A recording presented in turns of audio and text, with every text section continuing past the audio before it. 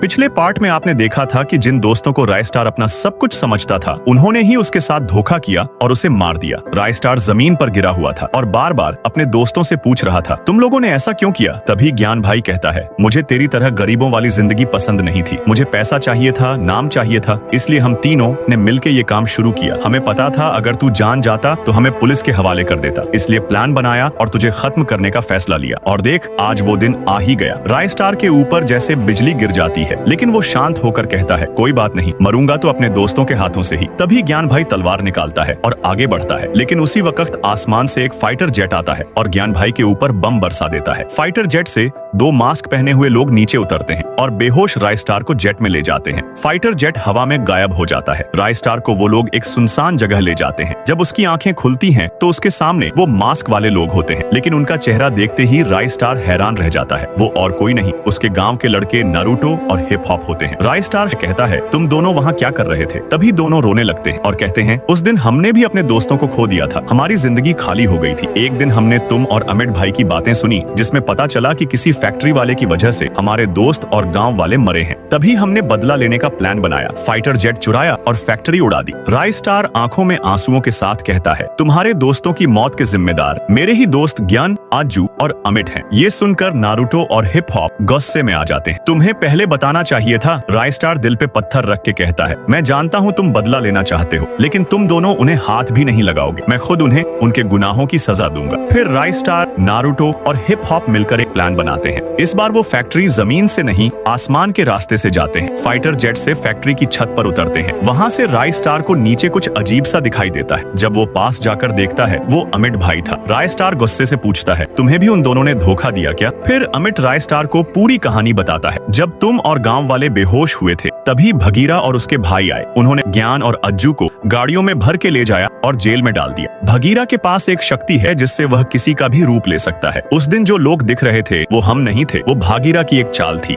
ये सुनकर रायस्टार की आंखों से आंसू निकल जाते हैं। फिर वो नारुतो और हिप हॉप को कहता है, मैं ज्ञान और आजू को भगीरा के चक्कर से आजाद करने जा रहा हूँ। रायस्टार नीचे जाता है और एक और जेल दिखाई देती है जिसमें ज्ञान और अज्जू को बंद किया गया होता है। जैसे ही वो दोनों को निकाल ही रहा होता है, उसके पीछे एक आवाज आती है। रायस्टार पीछे मुड़ के देखता है, वो भगीरा और उसके भाई होते हैं। भगीरा कहता है, इस बार तेरे दोस्तों को जेल में नहीं, सीधा मौत दूंगा। रायस्टार गुस्से में बोलता है, मेरे रहते हुए मेरे दोस्तों को कोई हाथ भी नहीं लगा सकता। फिर दोनों तरफ से फाइट शुरू हो जाती है। एक तरफ भगीरा और उसके भाई और दूसरी तरफ रायस्टार, ज्ञान भाई और आजू भाई। रायस्टार और उसके दोस्त एक एक करके भगीरा के भाइयों को हरा देते हैं। आखिर में जब धुआं छटता है तो भगीरा जमीन पर गिरा होता है।